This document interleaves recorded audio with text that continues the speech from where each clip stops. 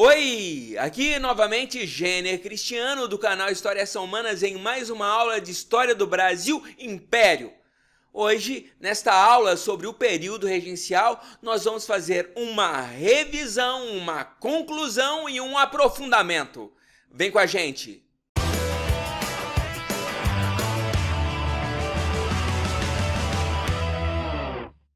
Então vamos começar a nossa aula de conclusão e aprofundamento sobre o período regencial. Faça as suas anotações.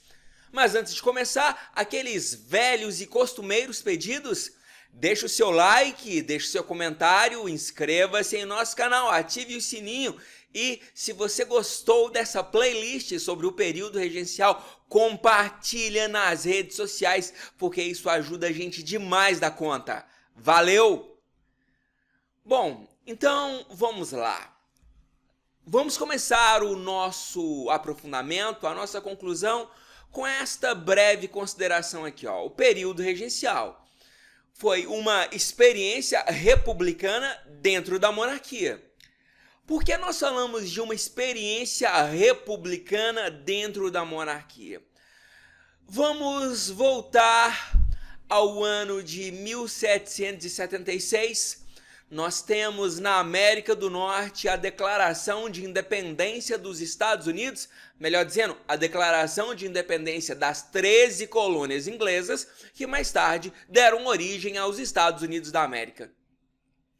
Posteriormente, ocorreu uma guerra de independência até o ano de 1783, quando os norte-americanos, finalmente tornaram-se independentes.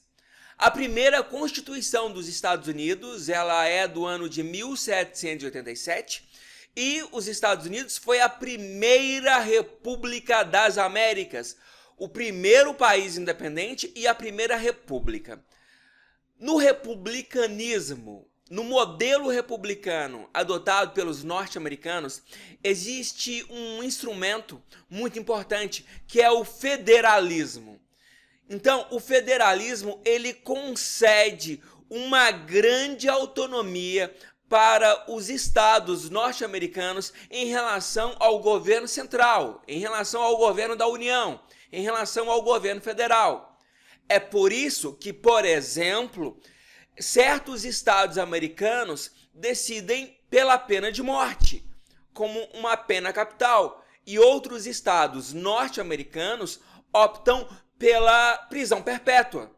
É porque a Constituição dos Estados Unidos permite esta autonomia para que cada estado, para que cada ente federado, para que cada unidade federada, que na verdade representa um estado norte-americano, para que ele produza as suas próprias leis. Então, quando falamos em experiência republicana dentro da monarquia, nós estamos falando dessa autonomia que foi concedida às províncias e aos municípios durante o período republicano. Melhor dizendo, durante o período regencial. Porque olha só, olha o que nós tivemos no primeiro reinado. Primeiro reinado, Dom Pedro I fechou a Assembleia Nacional Constituinte e outorgou, ele impôs uma Constituição. E nessa Constituição que foi outorgada, que foi imposta, embora nós tivéssemos uma monarquia constitucional, na verdade, uma grande parte dos poderes estava centralizado nas mãos de Dom Pedro I. E por isso ele governou de forma bastante autoritária, muito próxima do absolutismo.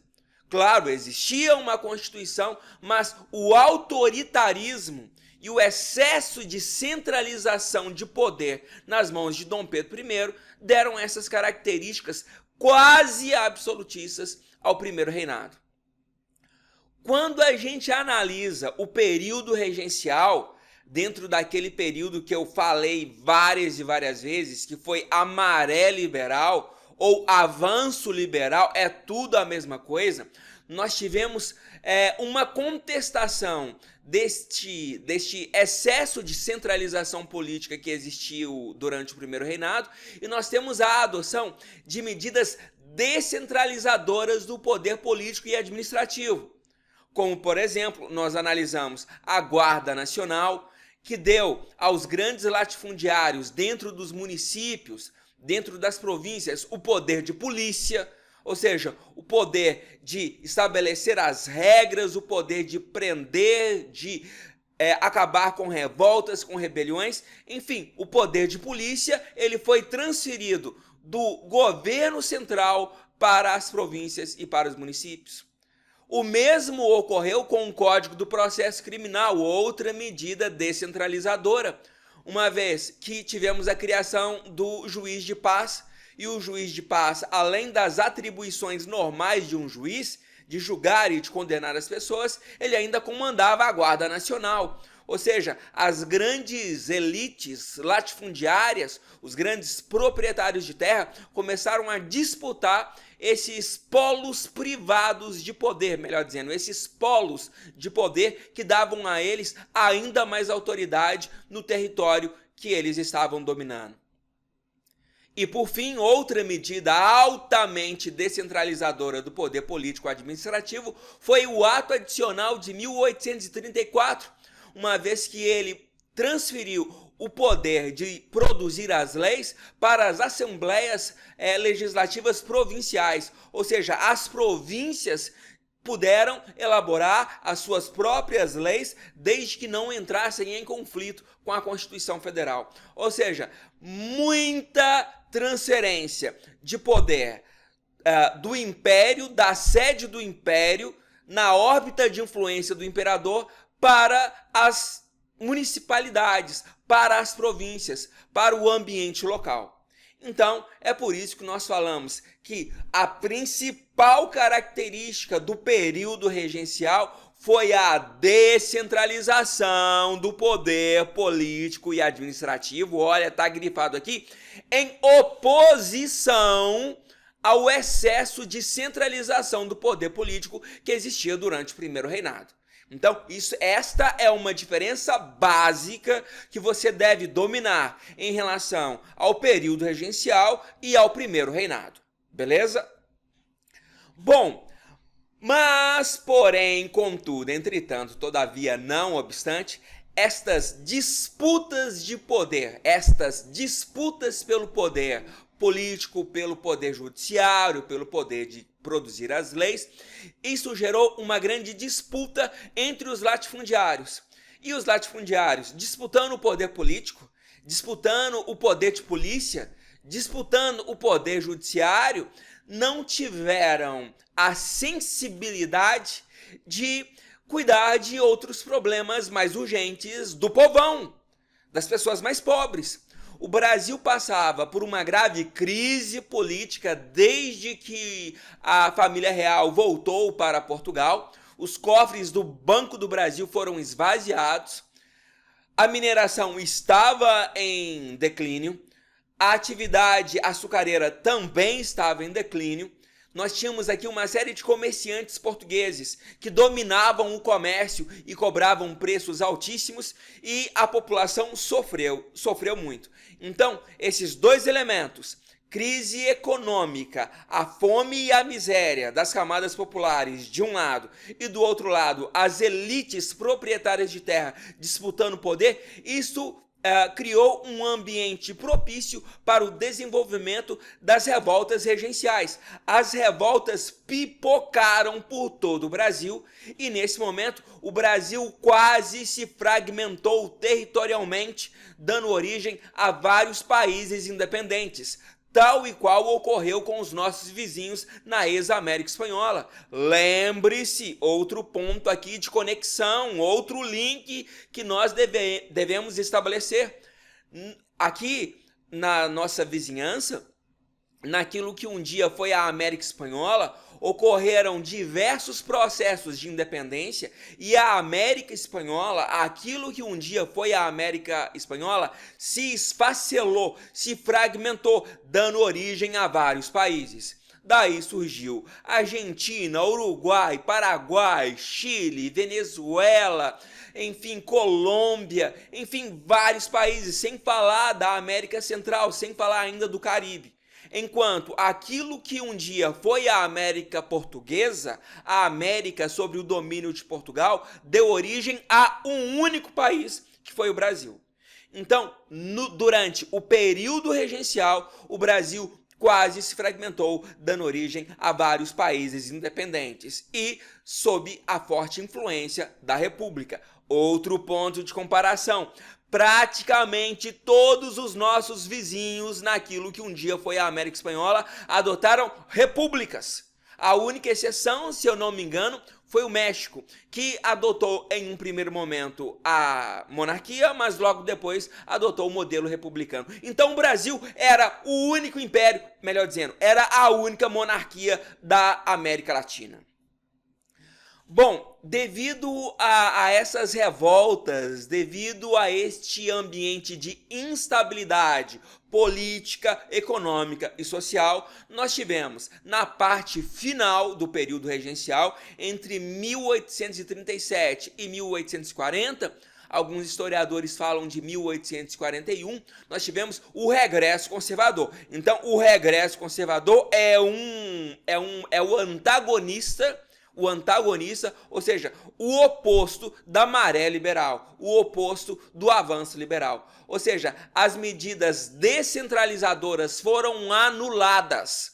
E assim nós tivemos a restauração das bases de poder, e a principal característica do regresso conservador foi o golpe da maioridade, que antecipou a maioridade de Dom Pedro II para que ele pudesse assumir o posto de imperador. Lembre-se, outro ponto importante, somente, de acordo com a Constituição de 1824, somente o imperador poderia exercer o poder moderador, o poder que, na teoria, serviria para equilibrar as relações entre os outros três poderes, o executivo, o legislativo e o judiciário.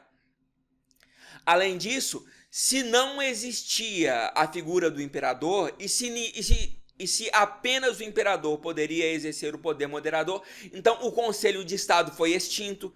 Enfim, durante o regresso conservador, todas essas bases, todas essas estruturas, todas essas ferramentas que poderiam ser utilizadas pelo imperador Dom Pedro II foram restauradas, foram reconstruídas para acabar com a crise de autoridade.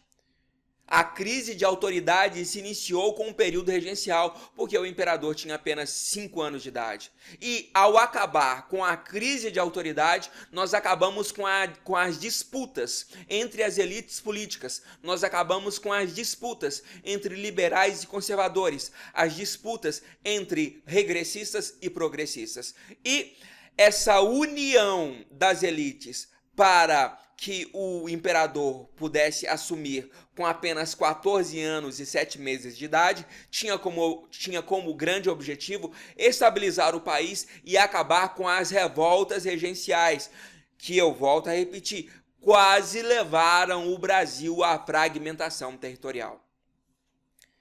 E para finalizar, essa discussão aqui, entre centralização do poder político e descentralização do poder político, e quando eu falo de descentralização, nós estamos falando de federalismo, e eu acabei de explicar, esta é uma influência da República dos Estados Unidos. Esta discussão vai ocorrer durante todo o segundo reinado. Todo o segundo reinado não vai ser diferente. Tanto é que, quando nós tivermos o golpe de Estado que vai derrubar a monarquia e proclamar a República, logo nos momentos iniciais da República Brasileira, nós teremos a adoção do federalismo. É por isso que o nome oficial do Brasil é República Federativa do Brasil, por conta deste instrumento chamado federalismo, que concede uma grande autonomia para que as províncias, e no caso da República, no caso as unidades federadas, os estados produzam as suas próprias leis, desde que não entrem em conflito com a Constituição Federal. Beleza? Terminamos assim a nossa conclusão, o nosso aprofundamento sobre o período regencial. Se você gostou dos vídeos da nossa playlist, da nossa série, deixa aí o seu comentário, inscreva-se em nosso canal, deixa o seu like e compartilhe a nossa base de conhecimento nas redes sociais, porque isso vai ajudar a gente demais da conta. Um forte abraço, pessoal, e até a nossa próxima aula!